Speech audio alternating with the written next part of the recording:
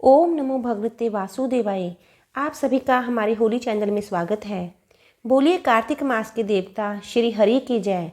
आज हम सुनेंगे कार्तिक मास का 17वां तथा 18वां अध्याय। 17वां अध्याय। उस समय शिवजी के गण प्रबल थे। उन्होंने जलंधर, शुंभ निशुंभ, महासुर, कालनेमी आदि को पराजित कर दिया। यह देख के सागर पुत्र जलंधर एक रथ पर, जिस पर लंबी पताका लगी हुई थी, चढ़कर युद्ध भूमि में संग्राम करने लगा। इधर जय और शील नामक शंकर के गण भी संग्राम में तत्पर होकर गरजने लगे। इस प्रकार दोनों सेनाओं के हाथी, घोड़े, शंख, भेरी तथा दोनों ओर के सिंहनाद से धरती त्रस्त हो गई। पश्चात जलंधर ने कोहरे के समान बाणों को चलाकर धरती से लेकर आकाश तक व्याप्त कर दिया और नंदी को 5, गणेश को 5, वीरभद्र को एक साथ ही 20 बाण मारकर उनके शरीर को छेद दिया और मेघ के समान गर्जना करने लगा।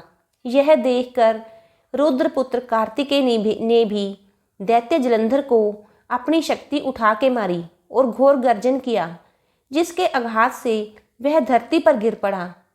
परंतु वह इतना बली था कि जल्दी से उठकर खड़ा हो गया और क्रोधाविष्ट होकर कार्तिकेय जी पर अपनी गदा का प्रहार कर दिया। ब्रह्मा जी के वरदान की सफलता के लिए शंकर पुत्र कार्तिकेय पृथ्वी पर ही सो गए। गणेश जी और नंदी पर भी गदा प्रहार से व्याकुल होकर धरती पर गिर पड़े।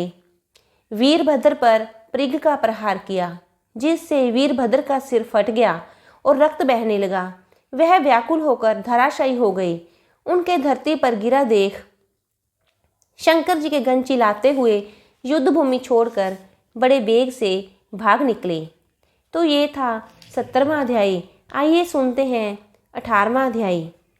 अब रौद्र रूप महाप्रभु शंकर अपने वीर गणों के साथ नंदी पर चढ़कर हंसते हुए युद्ध भूमि में आए। उनको आया देख उनके पराजित गण फिर लौट आए और सिंहनाद करते हुए आयुधों से दैत्यों पर प्रहार करने लगे। भीषण रूपधारी रुद्र को देखकर दैत्य भागने लगे। तब युद्ध में अपने दैत्यों को पराजित होते देखकर जालंधर हजारों बाण छोड़ता हुआ भगवान शंकर की ओर दौड़ा। उसके शुंभ निशुंभ आदि वीर भी क्रोध से अपने होंठों को काटते हुए शंकर जी की ओर दौड़े। इतने में शंकर जी ने जालंधर के सब बाण जालों को काटकर अपने गणों को निर्भय कर अपने अन्य बाणों की आंधी से दैत्यों को पीड़ित कर दिया। खड़गोरमा नामक दैत्य को अपने फरसे से मार डाला और बलाहक का भी सिर काट दिया। धसमर भी मारा गया और शिवगंचीशी ने प्रचंड नामक दैत्य का सिर काट डाला। किसी को शिवजी के बैल ने मारा और कई उनके बाणों द्वारा मारे गए। यह देखकर जलंधर अपने शुंभ निशुंभ आदि दैत्यों को भी धिक्कारने लगा और भयभीतों को धैर्य देने लगा।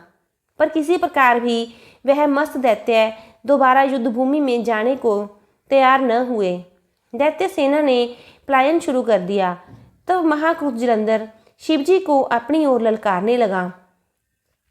साथ ही उसने 70 बाण मारकर शिवजी को दग्ध कर दिया तथा और भी बहुत से बाणों का प्रहार किया।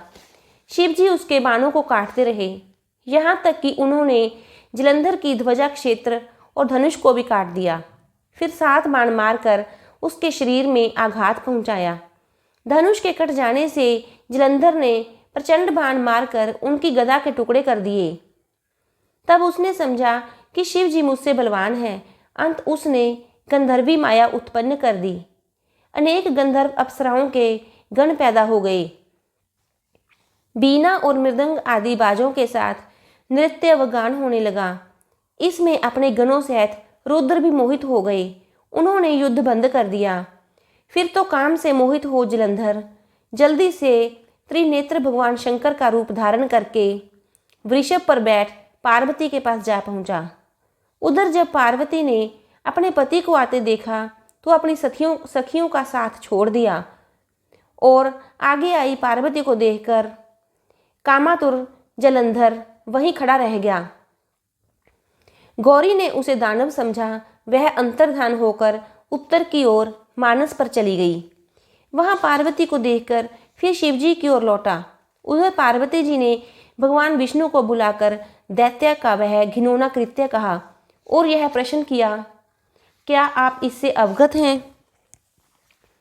भगवान विष्णु ने हाथ जोड़कर उत्तर दिया, आपकी कृपा से मुझे सब कुछ ज्ञात है। हे माँ, जो आज्ञा हो पालन करूं। जगत माता ने विष्णु जी से कहा, उस दैत्य ने जो मार्ग खोला है उसका अनुसरण उचित है। मैं तुम्हें आज्ञा देती हूँ कि तुम जाकर उसकी स्त्री का प्रतिव्रत धर्म भ्रष्ट कर दो। वह दैत्य तभी मरेगा। पार्वती जी की आज्ञा पाते ही भगवान विष्णु माँ की आज्ञा शिरोधार्य कर छल करने के लिए जलंधर के नगर की ओर गए। बोलिए विष्णु भगवान की जय। तो ये था कार्तिक मास का 17वां तथा 18वां अध्याय। आगे के सभी अध्याय सुनने के लिए कृपया हमारे चैनल को सब्सक्राइब करें।